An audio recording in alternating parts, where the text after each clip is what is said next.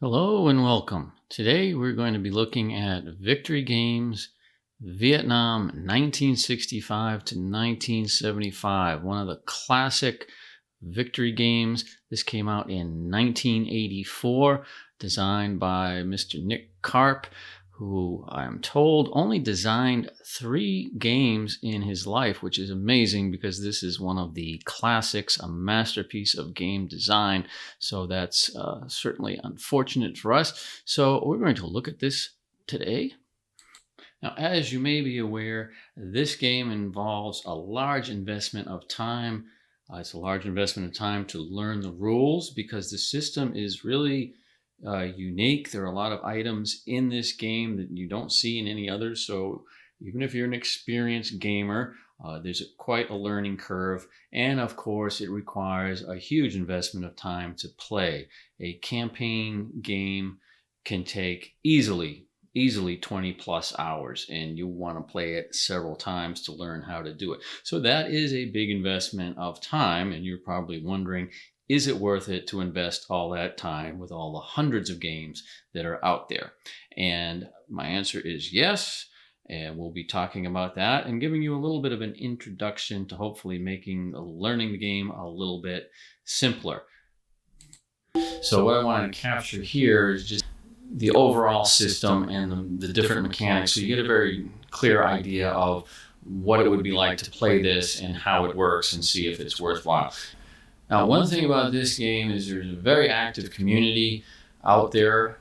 Board Game Geek has a lot of forums with a lot of information, answers to a lot of questions.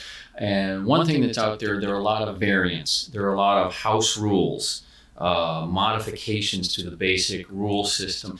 And I think this is very important because as good as this game is, and it is an absolute masterpiece of design, I mean, there's real genius in this game, it's not perfect. And there's some things you're going to encounter that just make it either difficult to play or seem extremely unrealistic. So I think you definitely are going to have to use some house rules.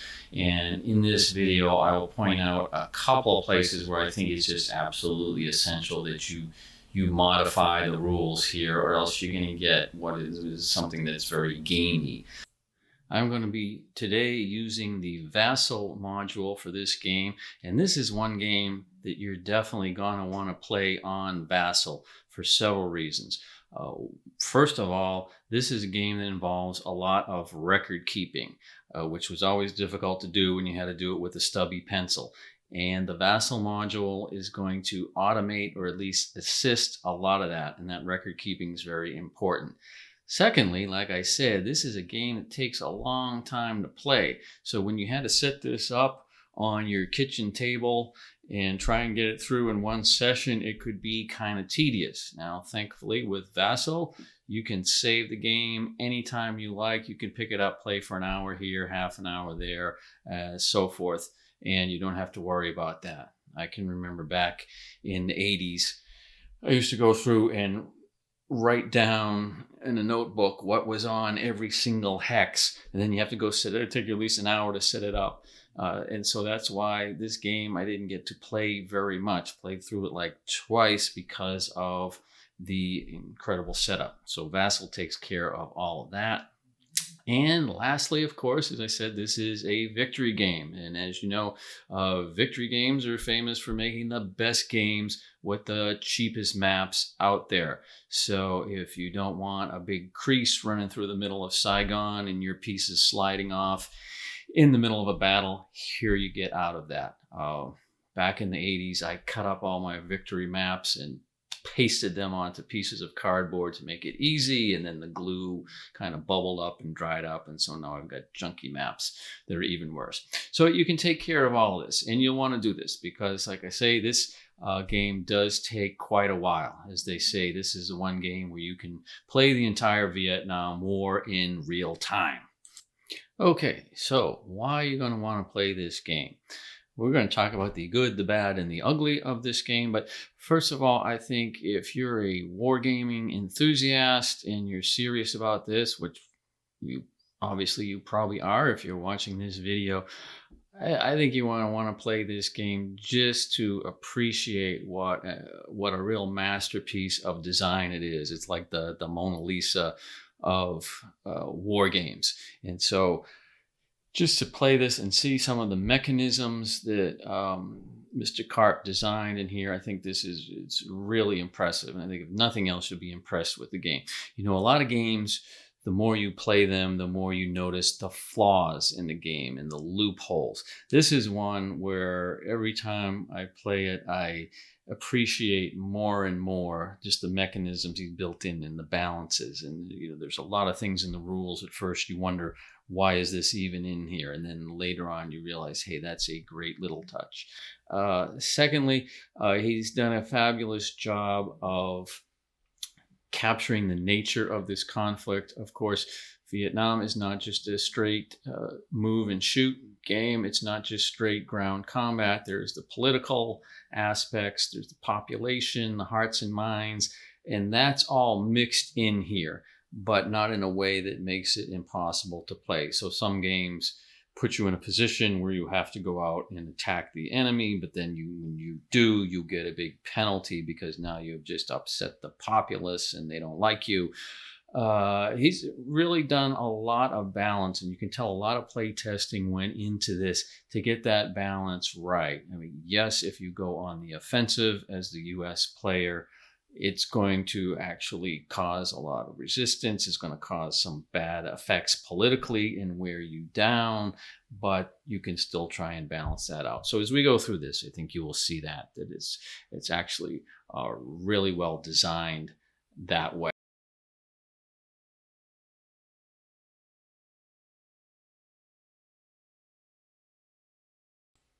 Okay, this is the game map, and believe it or not, you're going to use everything that is actually on here. So you notice a couple of things right off the bat. This only includes South Vietnam. Now, there are little tiny pieces of the border areas that are in play, but basically this is a game about ground combat in South Vietnam. So you can't bomb Hanoi, you can't do anything like that. And to the extent that the other things that come into this, like the political aspects of it, those are going to be in the sense that they affect the ground combat here in South Vietnam. So it's very much a battle for this territory that you see here. And as the name implies, this is Vietnam 1965 to 1975. The campaign game lasts for 10 years, and you play in seasons. And so that's 40 seasons that you're going to play.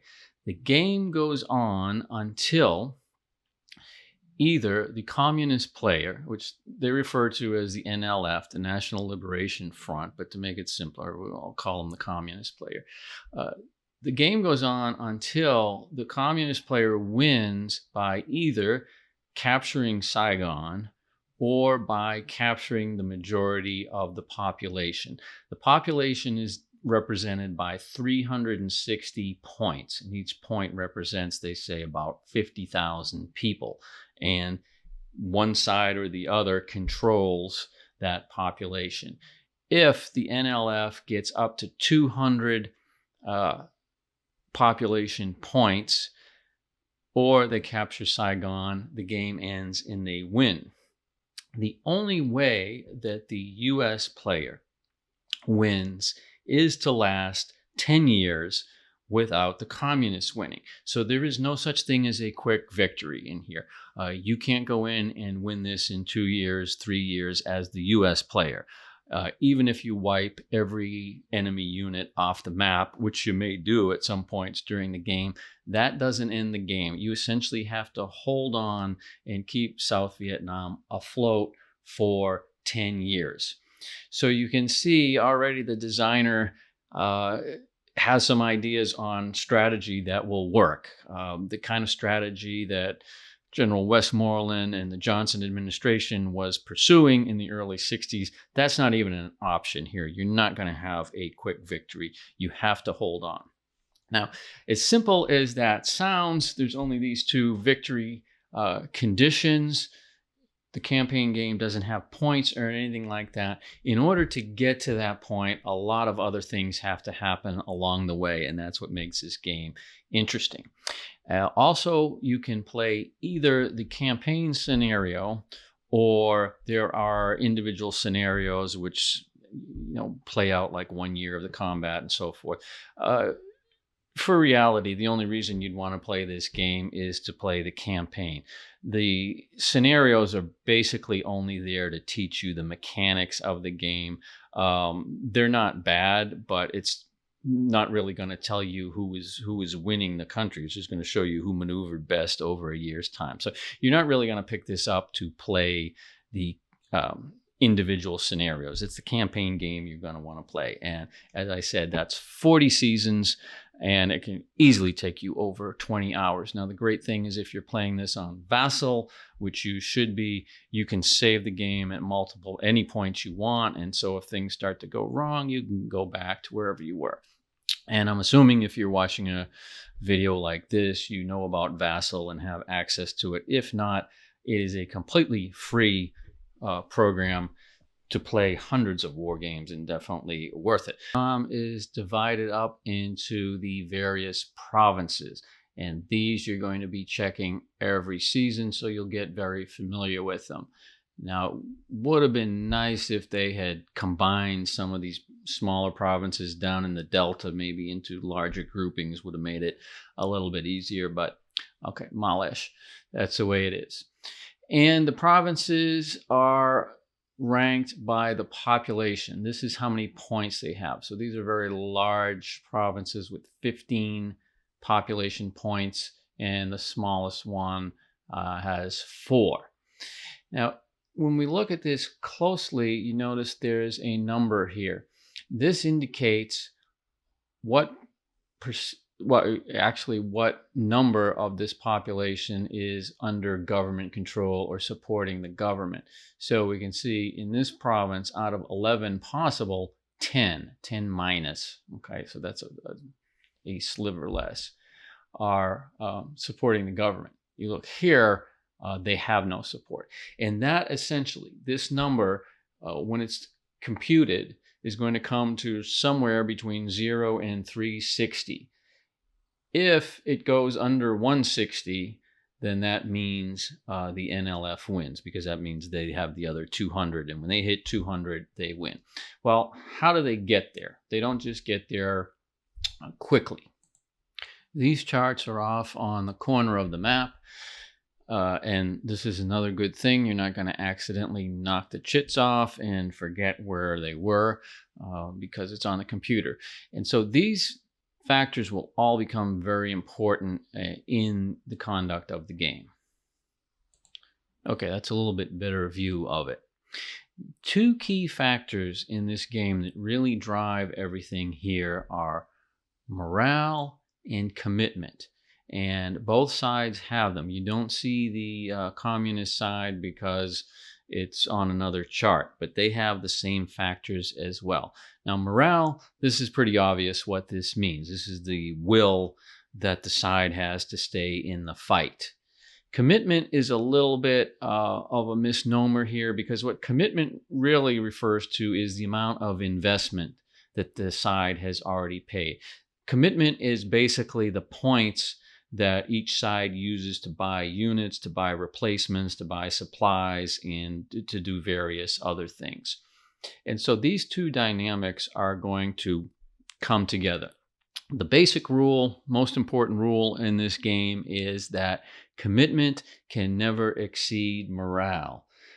If it does, you have to start withdrawing stuff off the map. And that, of course, is going to happen in every game. So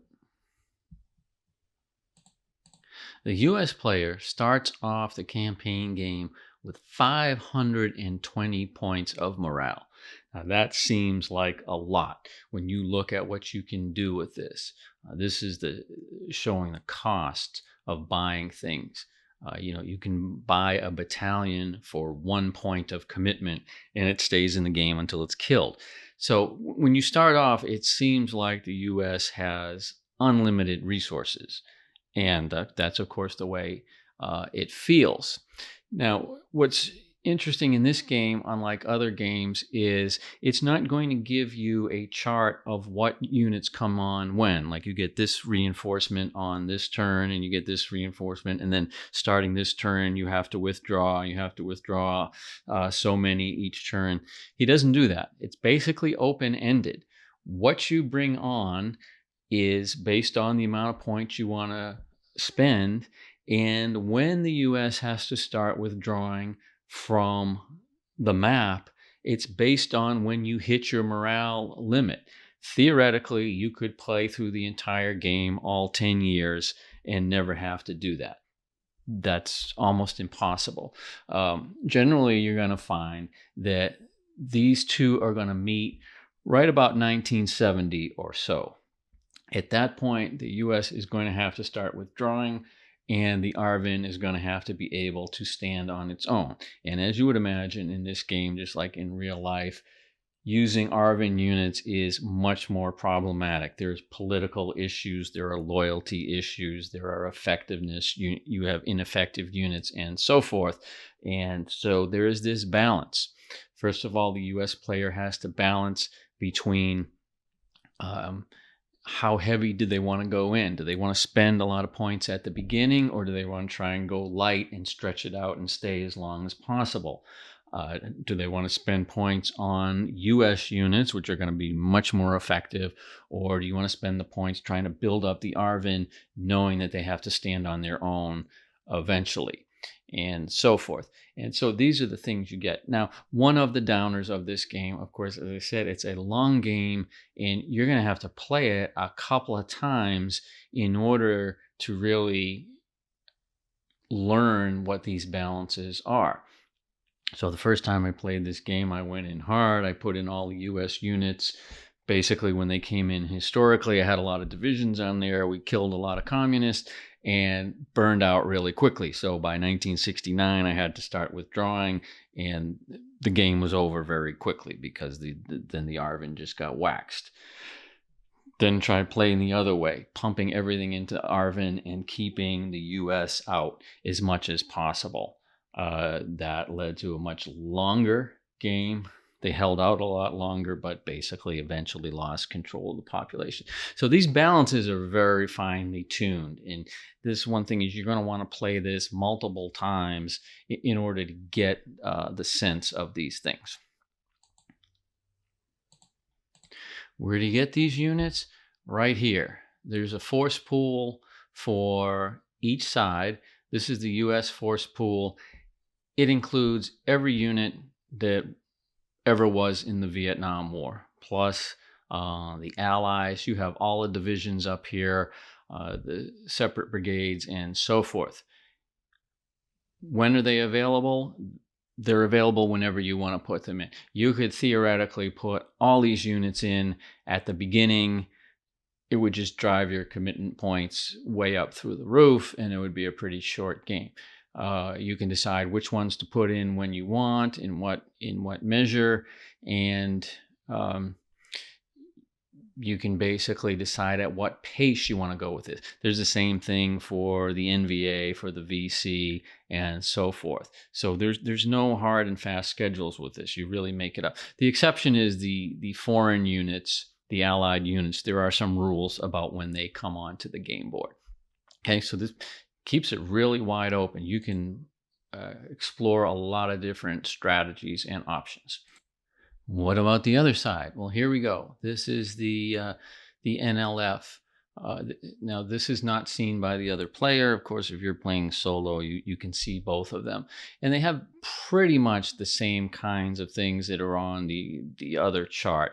There's a few things that are different for the VC. But the big difference here is that the North Vietnamese morale starts out pretty close to zero, and their commitment starts out very low. Now, they've already got some stuff on the board. So while the US started out in the 500s, and their morale is going to go steadily down throughout the entire game to the point where they have to withdraw things, the North Vietnamese morale is going to go in the exact opposite direction, meaning it's going to build up, it's going to steadily get higher and higher as you go through the game.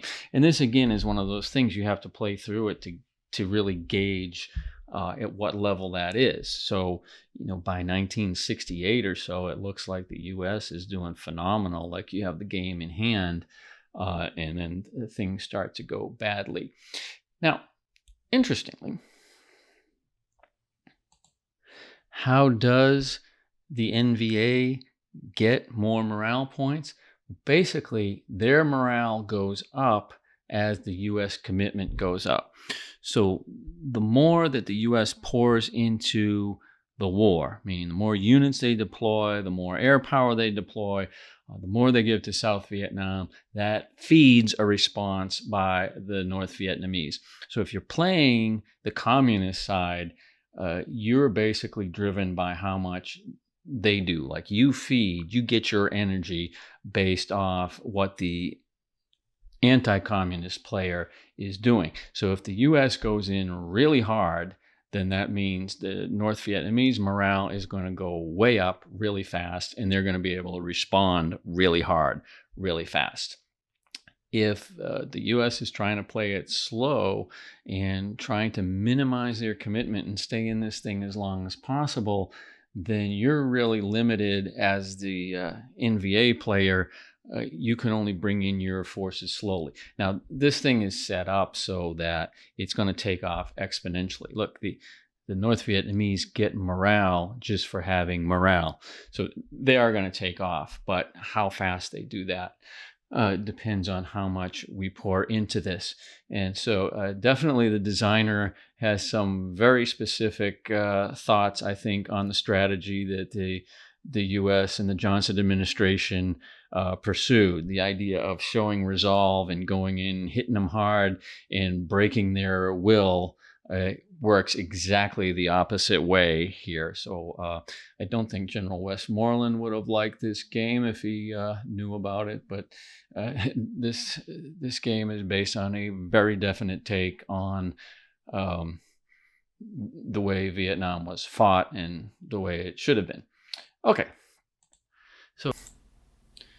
Okay, so let's talk here about how these units are created.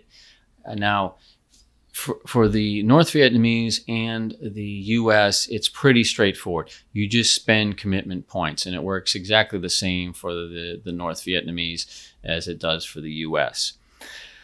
Okay, for the South Vietnamese and the VC forces, i.e. the local forces, it's a little bit different.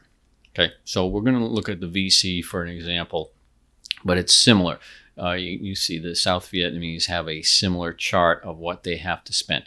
Now notice the U.S. and the North Vietnamese just spend commitment points. That is their currency, right? And there's the whole thrust of the game is getting the U.S. to spend a lot of commitment points.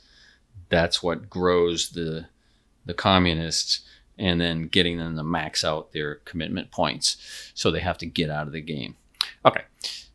That much we get. When we're talking about either the VC or the ARVN, they spend both personnel and supplies. Now, what does that mean? They have what they call the draft level, and the ARVN one looks the same as this. Okay, so basically, this is the population that they control. As I'm showing it right now, the VC control 166 population points out of 360. Okay, so building each unit costs a certain amount of personnel.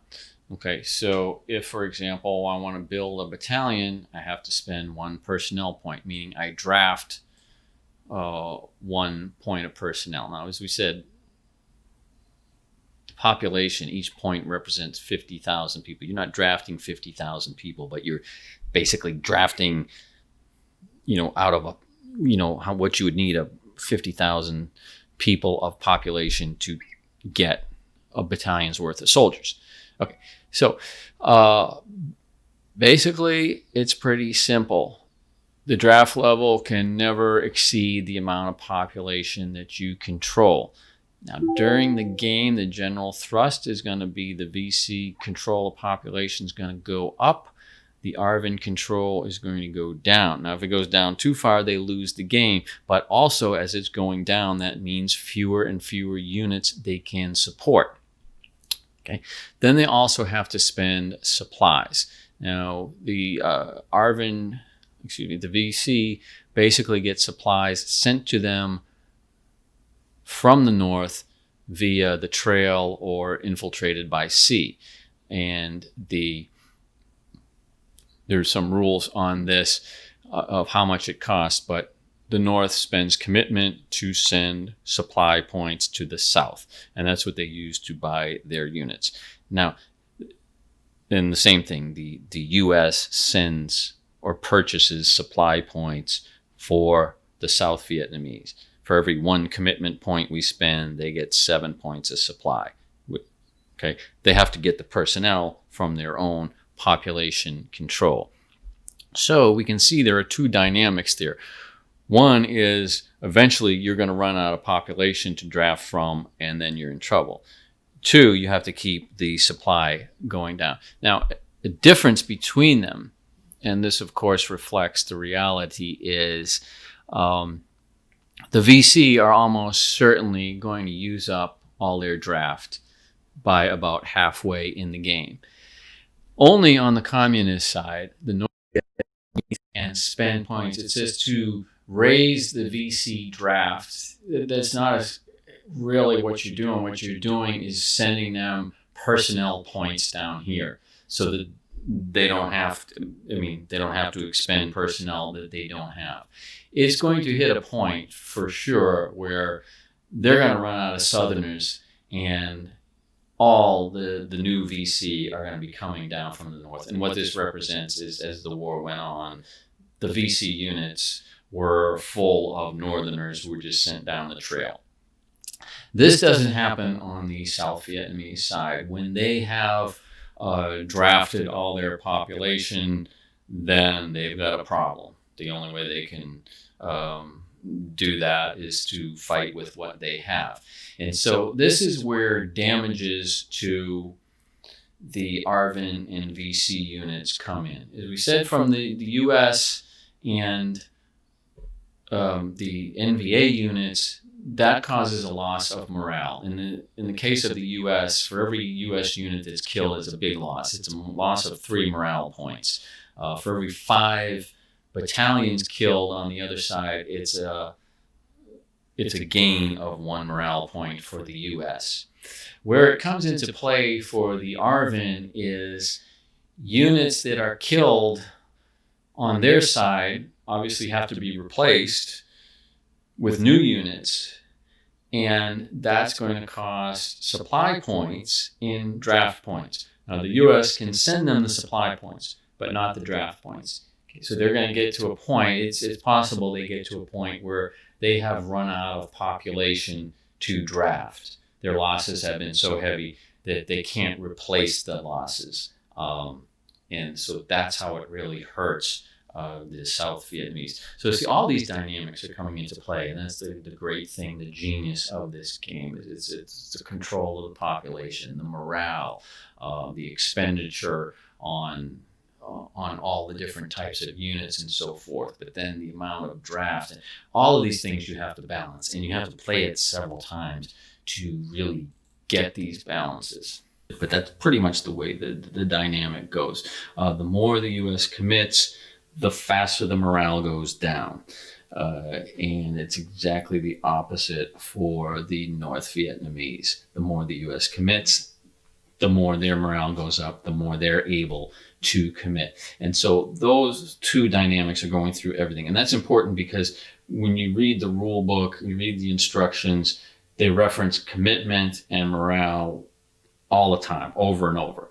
And you don't really get to those descriptions until fairly near the end of the entire rule book, and so it's not quite clear. So that's what they're talking about when you put all those things together. Now, just with that, this is a neat game, but there are a lot of other neat features to this.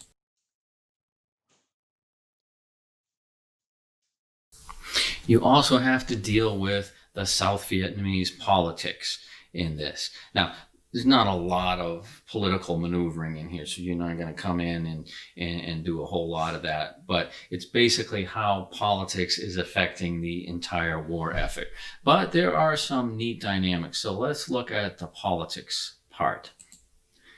We are now down at the bottom of the game board, and this is the South Vietnamese politics section. Now, these little chits all represent leaders. The only ones that have names are the 3-star leaders, and the 3-star here is basically the leader of the country. And so we've got Q, and I always get Q every time I draw.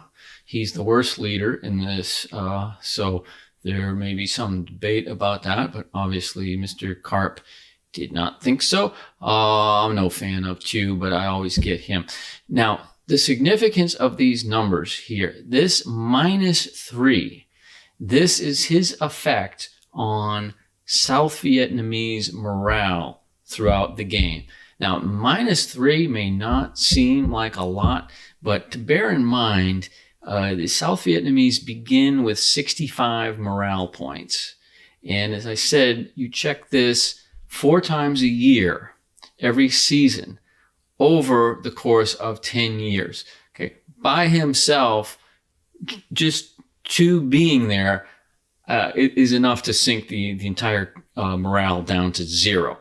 So you're going to want to get rid of him. The others do not have names, but they are significant. So we have 2-star leaders. These are the corps commanders, also the chief of staff. In Air Force and Navy only, you don't play either of these elements. They are just there to determine whether there is a coup or not. The 1-stars are the division commanders. And you can see I have the commander lined up next to each division. And you can change what corps the division belongs to. The map is, of course, divided into 4 corps sectors, and this is the corps that this unit is assigned to. Now, as you look at each leader, you notice they have a little number here. This is their effectiveness number. Some of these are pretty bad. Some of these are negatives. For the national leader, that's a morale number. These are the effectiveness of the unit. So you may wonder, why do I have some rotten leaders like this guy here? Well, the key is you don't get to pick them. You pick these randomly out of a pile of chits, or on Vassal, you pick them randomly, and this is who you get assigned. So if I wanted to activate the 23rd Division here, I would spend all the points necessary, the commitment necessary to bring that division online, and then I would randomly draw a leader. It could be a great guy like this one here, who's got a 7 rating, fabulous. It could be a bozo like this. So, for example, this is the Marine Division. Now, the Marine Division is one of the strongest and most important divisions in the ARVN. So you would like to do a lot of things with them, but I was saddled with a pretty lousy leader, so the Marine Division ends up being ineffective throughout much of the game. And that's what these represent. Now, you may be saying, well, why don't you just replace them? So this, to me, is a unique system of this game. I've never seen anything quite like this. Probably the closest thing is in the Victory Games Civil War. You also have a lot of incompetent leaders, obviously, in the Union Army, and you have to expend points to replace them. Well, this is somewhat different in that you, as the U.S. player, cannot absolutely replace anyone just because you want to. Like this guy here with a -3 rating, of course I want him out of there. I would love to get rid of him. It's not so easy. So that's where the rest of this chart comes in. What do these numbers represent? These represent loyalty. And again, this game is very clever, and you have 2 different dynamics that work together, or they work opposed. You have the competence or the effectiveness and the loyalty, and they are not the same thing. So a leader could have a good effectiveness but lousy loyalty. And that's what these numbers, like here going from 5 up to 13, represent. And these represent a die roll of 2. Kind of obviously you can tell that. So when you bring the leader on, you're going to roll 2 die and determine their effectiveness. So we end up with an issue where we can get a really incompetent leader like this guy here with the -3, who's an impediment. We don't want him around. Okay, we want an effective leader, but he's going to be very hard to get rid of because his loyalty is really high. He's very loyal to Mr. Chu, and Mr. Chu is going to keep him around even though he's incompetent. The opposite can happen. You don't see it so much in this group, but with this guy here with the 7, that's a great leader. Okay, that's a great number. His loyalty is borderline and it could go down low. And so there's that balance. Well, how does the loyalty play? Okay, it plays 2 different ways. So it's the 2-star leaders here, and you'll have 7 of them.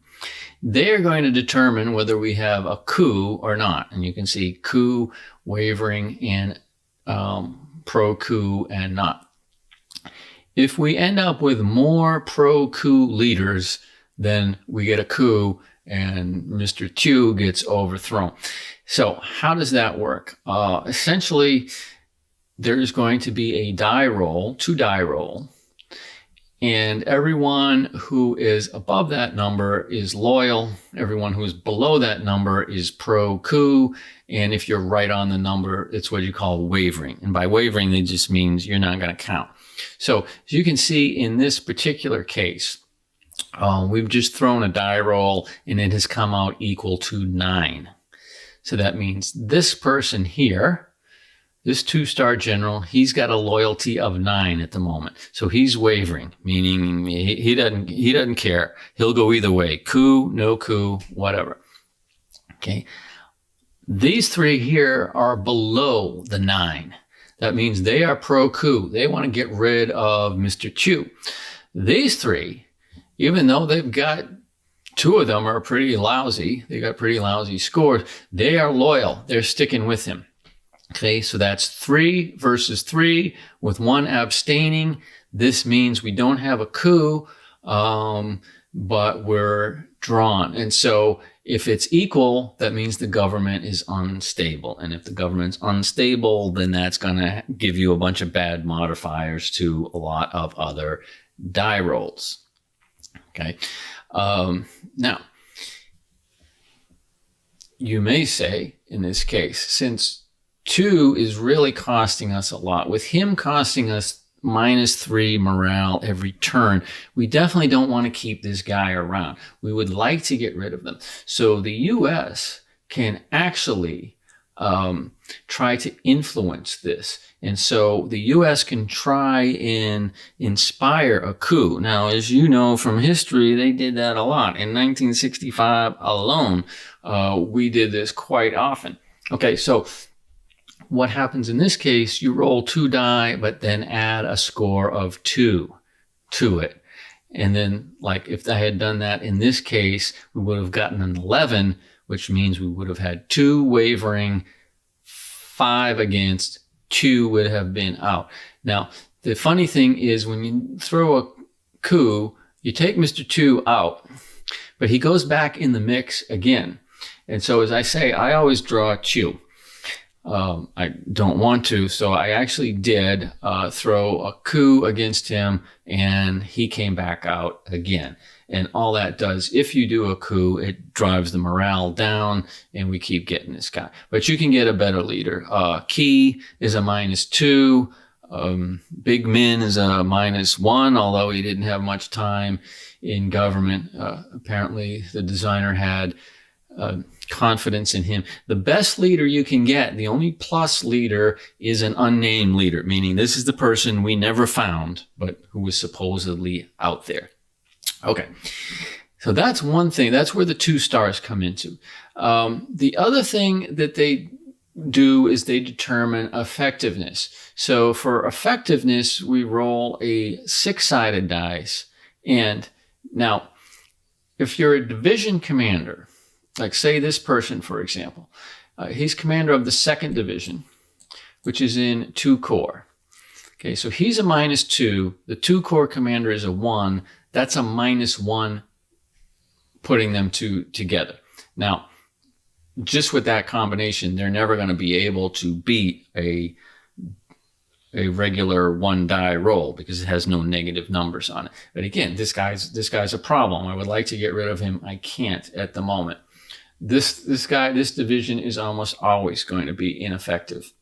He is a -3. His Corps commander, he's in 1st Corps, is a -1. They are a -4, the two of them put together. I mean,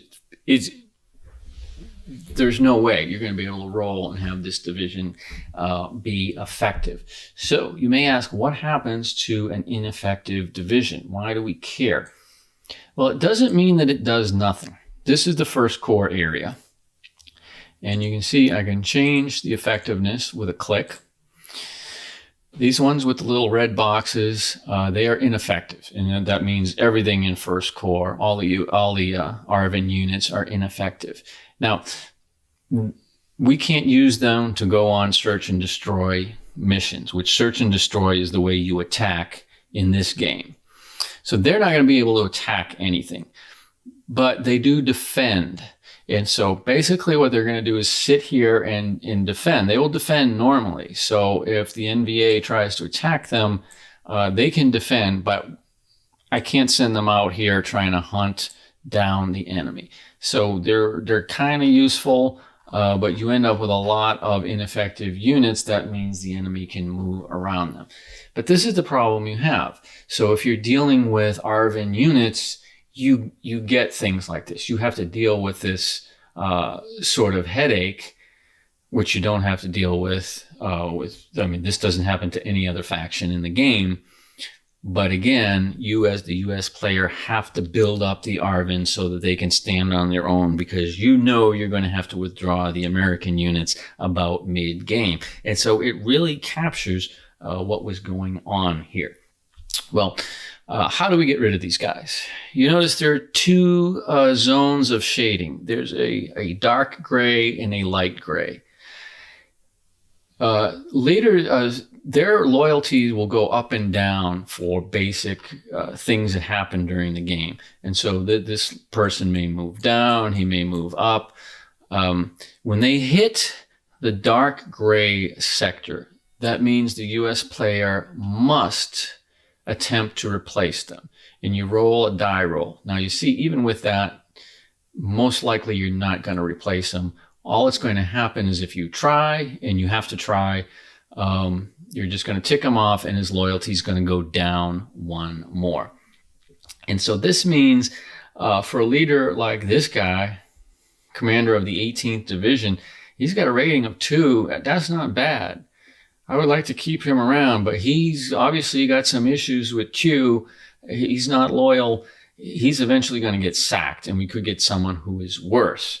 Meanwhile, this guy who we love to can, forget it. He's in so tight with the boss, it's going to take forever for him to get down. The one place you do have discretion is in this middle zone, the light gray. This is where it's optional. You may attempt to replace these leaders, and if you succeed, you put someone new there. Now, as you can look at them, I definitely don't want to replace 6, 3, 2. They're all pretty good. But if this guy slips down, we're gonna try and get rid of him. Now, why does he move up and down? What do these A, B's, and C's mean? Okay, that's not their names. There are essentially 3 factions, and this is really kind of clever. The way Mr. Karp has tried to represent the incredible factionalism and cliques in the in the South Vietnamese army, rather than getting into all that, he said there's 3 factions, A, B, C. Right? And so, and you get them randomly. So the chief of staff and the commander of this division and that division are in the same faction, and so is the Navy guy. And what happens is we do rolls to determine whether their loyalties go up and down. The chart is somewhat skewed so that they will go down if the morale is low. And again, with having a guy like Chu in charge, South Vietnamese morale is going to be bad. We're going to get these bad rolls. We really need to get the South Vietnamese morale up. That's going to help us with everything. But again, you have him. Okay, so that's kind of my curse there, Mr. Chu. I wish I could at least get Key, because he's cool. He's got the flight suit and the sunglasses. He's at least cool. I like having a cool guy up there, at least if I gotta look at him every turn. But this is sort of my burden. Here is certainly the biggest advance in playing on the vassal module, and the thing that made this a lot easier. This was the big drudge of the old game. When you hit the pacification segment, it still is a bit of a drudge, but it's nowhere near what it used to be. And so this is a bit of a misnomer. This is called the pacification part of the game. It really isn't. This is where you're going to calculate control of the population. There is nothing in the game like pacification. As I said, this is pretty much a ground combat game. And yeah, there are political effects in it. There are morale effects, but this is still a war game. And basically you're moving maneuver units and fighting. So there are no mechanisms in here for, building schools and hospitals and land reform or anything like that. So that sense of pacification, there is none of that in this game. So this is actually probably the most poorly named thing in the game, because it has nothing to do with pacification. This is where you're going to determine the control of the population in every province. And this is really what's going to determine the game. If the NLF hits 200 or South Vietnam goes under 160, which is the same thing, then the game ends. And there is no way, even if South Vietnam controls all of the population, they can't have a quick win. They have to hold on until 1975. And so this is where you do the actual determination. And so this really establishes what are your tactical objectives in the game. What is it that you're trying to do with these maneuver units? So let's look at that. Now, just to show you what this window I am showing here is, this does automatically calculates the population control. Now you have to input certain factors to it, but this is what you used to have to do with a chart and rolling 2 dice for every single province and a stubby pencil. So that's what we don't have to do anymore. Now, one of the neat things about this, I think, is that you don't just win total control of the population. So we can see factors like, if we look here, this is a province. These 2 provinces have a total population of 15. All right, so if that number were 15, that means the government controls all of it. If that number is 0, that means they control none of it. Okay, right now it's kind of in the middle.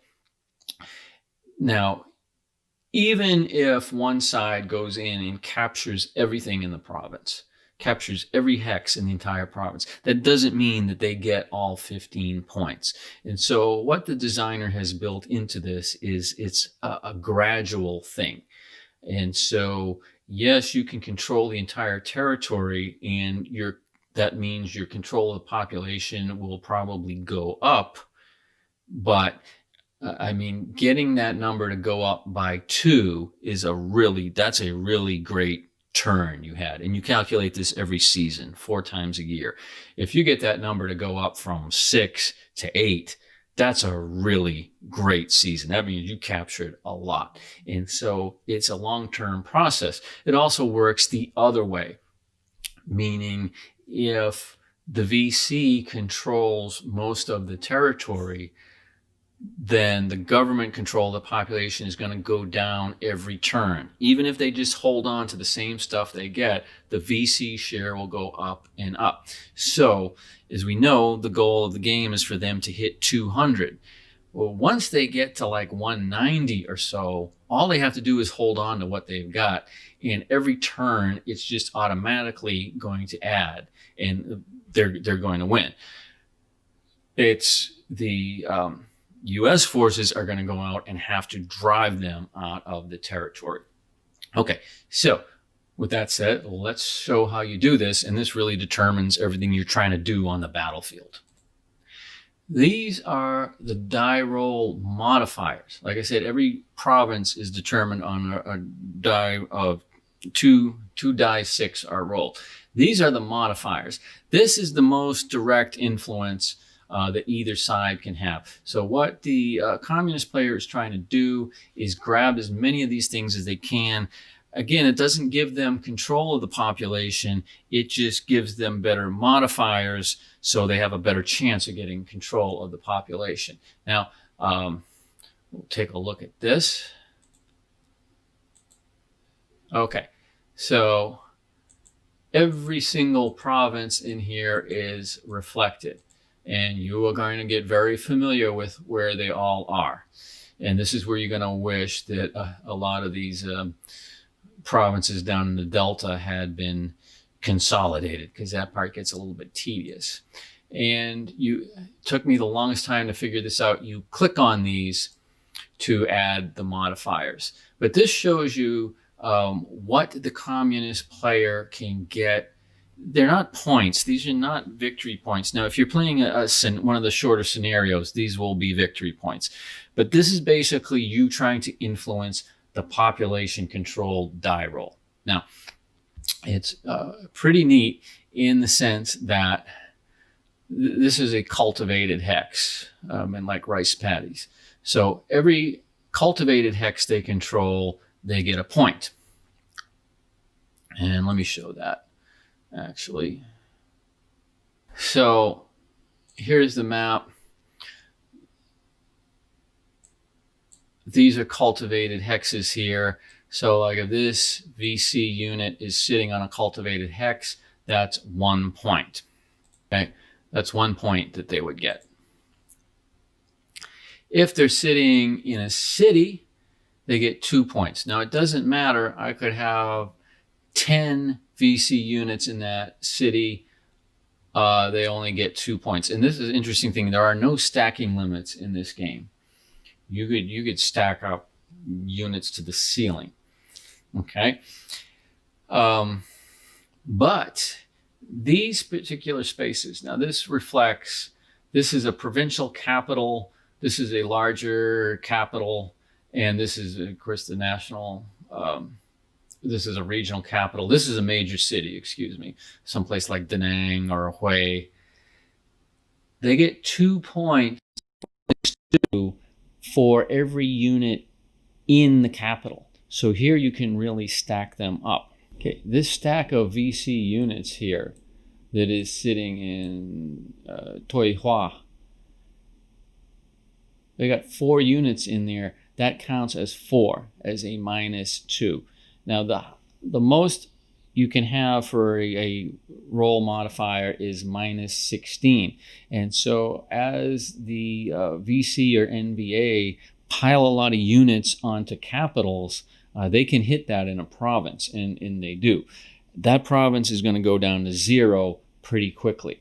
So the goal, the tactical goal of the game for the communist player is trying to grab as many of these hexes as they can. Definitely as many capitals as they can, but towns and cultivated hexes. Now, if they're just on a regular roll hex, it's basically half a point. This gets to be a little bit confusing in trying to keep track of that. And so that's going to be their goal. Obviously, the goal of the U.S. player is going to be to get them out of those areas. Now, you do get some morale benefit for killing enemy units, but it's nowhere near enough to win the game. basically the way you avoid a communist victory is by keeping them out of these key areas. You basically got to keep them out of the capitals and the cities. That, of course, requires a lot of units, which requires a lot of commitment. A lot of commitment drives up the North Vietnamese morale. They can put more units out there. And so this is really a spiraling thing. So you have this question, if you're developing the strategy as the U.S. player, is do you go out and hunt down the enemy units, which is useful, or do you guard cities and towns? And something I'll touch on a little bit later on when we talk about the combat system, there's really a definite benefit to defense, and particularly defense in cities. So it's much easier, say, one battalion to defend the city than to go out and try and kill an enemy battalion. So really the better strategy for the U.S. player is to try and garrison as many cities as they can. But we know that's not the way the U.S. wants to fight the war. And so that's going to be tough on them. Okay, so this is the key point. So this is, yes, the record-keeping drudge you have to go through every turn, but this is really what the objectives of the game are. Now, there's just one more thing I want to point out here, which is very useful, is you see free fire zone, the infamous free fire zone. From the Vietnam War, which was, of course, so notorious that the Army changed the name after the war and started calling them free fire areas. Okay, obviously these things are not good for morale. So what happens here is, you notice the U.S. player, it only affects the U.S. player. This does not, the NVA does not have to declare a free fire. The whole world's a free fire zone for them. But for the U.S. player, when you get into combat, you, of course, you have ground combat ratings, which I'll mention in a bit. You also have artillery and you have air power, and those look like some pretty good numbers. Here's the thing, though. Those numbers are cut in half unless you declare a free fire zone. So let's say an artillery unit could have an artillery bombardment value of 10. That's really strong. But basically, it's going to fire as a 5 every time unless you declare a free fire zone. If you declare a free fire zone, that's going to be a -2 to your pacification roll, which is your population control rolls. You get enough free fire zones, you can lose the entire country no matter what. And so this is the thing, you're going to be loath to do this. There are definitely some situations where you have to do it, and we'll talk about those later on. But basically, you're going to try and want to avoid the free fire zone because, again, this plays into the overall victory for the North Vietnamese player. So again, this is very much a commentary on what the designer thought of certain tactics and policies, which I happen to agree with him. He's correct.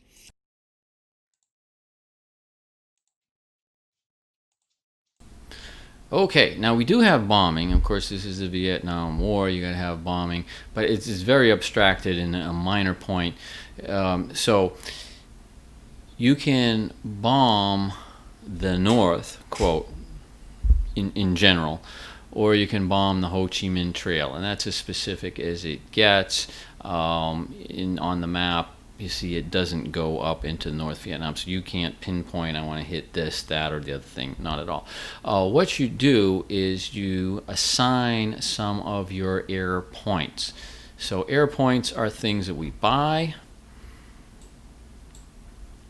Here, 3 air points, cost 1 commitment, and we indicate them on the track, okay? And once you buy an air point, you can use it for every turn.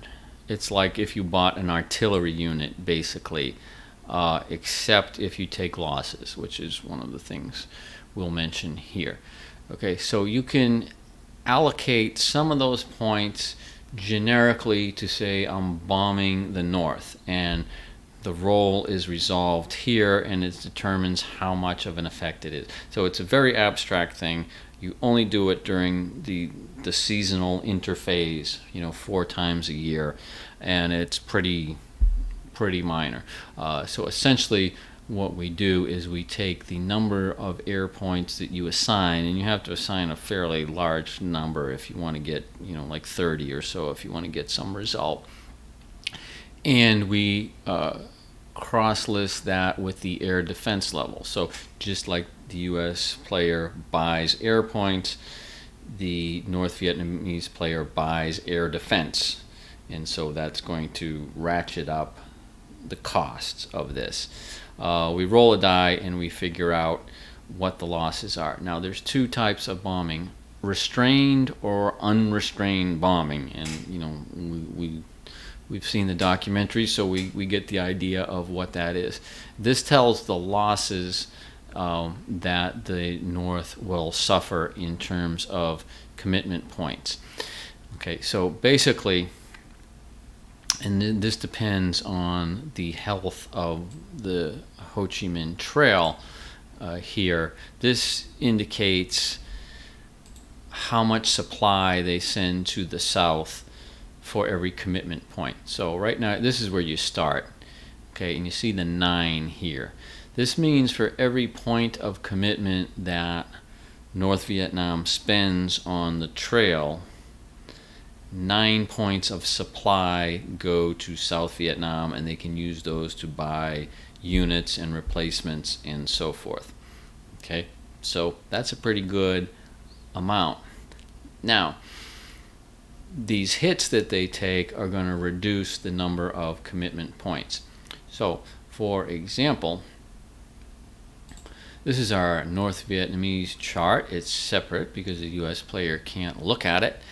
But just like the US player, they assign commitment points, and these result in supply to the trail. Okay, so let's say, for example,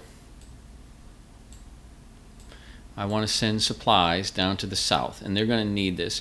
Now, just as a note, the VC initially are able to generate a lot of their units from the local population they control, but they're going to run out of that pretty quickly. And by about a quarter of a way through the game, or a third of the way through the game, they're going to be getting all their supply down from the north, which is fairly realistic. So let's say I want to send, we know, right, for every commitment point, the way the trail is right now, I'm able to send 9 points of supply down to them, which you have to look at the chart to see what 9 points of supply can buy. So let's say I decide they need 54 points of supply. I'm going to send 54 points of supply down the trail. That will cost me 6 commitment points, right? For every commitment point, I get 9. Okay, so boom, I'm going to bump up my commitment. Okay, so this one was a bit tricky. I'm going to bump up my commitment by 6 points. So you spend the points and you send the supply down the trail. Now, if there's no interference, it all gets there, and now the VC gets to bump up their supply by 54. Well, that would be a dumb thing for the US to allow to do, because they're going to build up a lot of units. So you want to interfere with that as much as possible, just like in real life. So this is where we go to the bombing, and let's say we have a successful bombing, and we score 3 hits of damage. That means essentially 3 commitment points worth of supply that they sent down the trail didn't get there. So they still spent this full amount. They spent the 6 points. That's gone. They've used up commitment. But instead of 54 getting down, only half of that is going to get down there, and that's 27. Okay, boom. Now that's pretty successful bombing, by the way. Okay, so that means they got 27 points of supply. That's going to weaken the VC, and we saw you want to make the other side use up their commitment, and so that's the effect the bombing has. You could also bomb the trail, right? So that this gets moved down. So now Okay, for every point we send down there, only 7 points. So you could attack the trail, you could attack the north. My opinion is bombing the north is actually much more effective. People generally don't bomb the trail that much. That's the extent of bombing in this game. The strategic bombing. Otherwise, you can use those air points to either attack units directly. It's the same as if they were hit by artillery, or you can use it for support for your own offensive operations. That is air power. Okay, that's it strictly. Okay. The role of naval power is even more limited. So we have some Navy units you can buy. There's cruisers, there's the battleship New Jersey. These are essentially floating artillery platforms. They work pretty much the same as artillery. There's a couple of things they can't do. And of course, the big limit is their range. They can only range so far off the coast, obviously. So this is like 2 dots, means it can shoot over 2 hexes. That's the same thing as on an artillery unit. So this is like an artillery unit that's parked out in the sea and can shoot out to here. Okay, the New Jersey can shoot even further, and it's got more power. The other thing that we can do with naval power is to blockade. This becomes significant because if we look back, if we look back at the North Vietnamese chart, they can send supplies down the trail. They can also send supplies by sea. And again, there are no North Vietnamese naval units. They don't pick specific landing points for boats or anything like that. This is just a very abstract operation that they're going to say they're going to assign X number of points that they want to send by sea, and the U.S. blockades the sea, meaning it's stopping X number of points from getting in. It's basically the same way that bombing worked on supplies coming down the trail. It's going to work on supplies coming by sea, and you can understand how this works together. The more effective you get at shutting down the supplies coming down the trail, you're going to switch to sea supply. Okay, and that's fairly significant. And the bottom line is, what's the communist player trying to get you to do? Expend as much commitment points as you can. So you spend a lot of commitment points to buy air power to bomb the north. Then they're going to go to sea supply. You're going to spend naval points, and that's commitment. They want to get you to hit commitment and morale to hit, so the U.S. has to start withdrawing that stuff. So let's look at a couple of other things that affect morale. Okay, you're going to become very familiar with this morale chart as well, and it's actually pretty simple. There's some interesting things on here, but as you see, most of it is how much the South Vietnamese controls the population. That's going to affect both South Vietnamese and U.S. morale and commitment. The more that the U.S. commits, the lower their morale is going to go, and again, these two are going to intersect. Also, we have what we call new commitment, and this is how much they've committed in the most recent turn. That counts for even more because it's obviously fresh in the minds of the people. When the communists capture a capital, that of course causes them to lose morale. But the big one I want to point out is down here.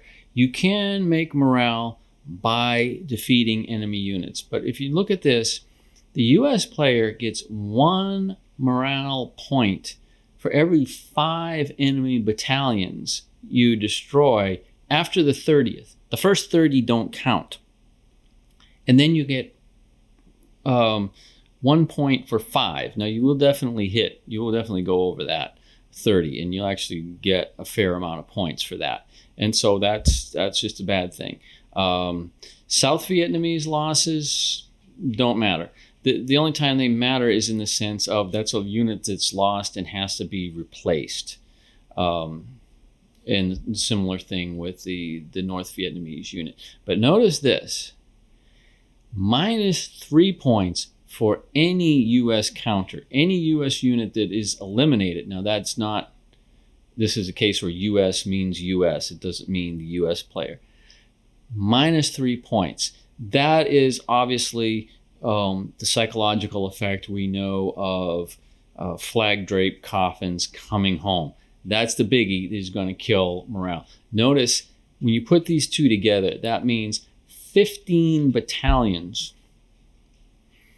of VC you would have to eliminate to equal 1 battalion of US eliminated. Wow. I mean, that's a huge casualty ratio, which means really the US is going to try to keep their losses low. It also means for the communist player, your main goal is trying to control population centers and try and control as many capitals and cities as you can. But if they get the shot at defeating a US unit, which is a bit complicated, we will mention that in a minute, you definitely want to go for it, even if they have to suffer tremendous losses. The idea of being able to inflict a loss on the US, this is really big for driving down the morale and getting them out in as quick fashion as you can. There's also something here called an offensive. Now, this obviously like the Tet Offensive. This is a biggie. Now, you can only do this when the U.S. commitment is up over 150, which it will be. But once that happens, the North Vietnamese is able to launch an offensive. Now, the good thing about an offensive is their casualties don't count because you will rack up a lot of dead battalions. Doesn't matter. Doesn't hurt them. But for every attack they make, doesn't have to be successful, just for an attack, they get morale points taken off the U.S. So if they are able to launch attacks across the country, as they did during Tet, you drive the morale down with no commitment loss on the North Vietnamese side. So they're going to do that. And assuming if they really go out with a big offensive, they're probably going to kill some US units. So again, what you're trying to do is drive the morale down to get them out of there. Okay, so we've tackled quite a bit about the basically the strategic aspect of this game.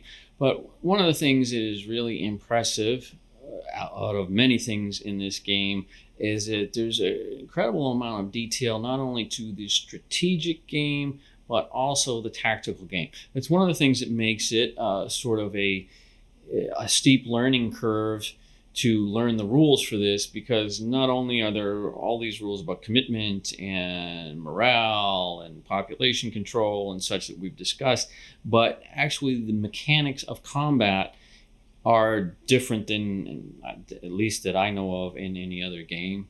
And that's a big learning curve as well. And some of them seem pretty strange, but again, you're going to get used to them because you're going to end up doing hundreds of search and destroy operations. So you will be pretty familiar with these as you go along. So he definitely pays a lot of attention to both aspects of the game. And this is one of, perhaps the negatives or the drawbacks of this game, is that it does require you to do a lot of operations. So in the one sense, it seems like it's two games in one. So there's this really detailed tactical game for ground fighting of individual operations, battalion versus battalion. And then there's this big picture strategic game that goes on for 10 years. And you almost kind of wish that maybe the strategic game could have been designed so you didn't have to do every single operation. But it basically you do. And so it ends up being fairly long. Okay, so that was our review of Victory Games Vietnam 1965 to 1975. As we said, a great game, really a masterpiece. It has some unique features and definitely worth picking up and trying just for that. And it's a game where you can really try out a lot of different options and alternate strategies for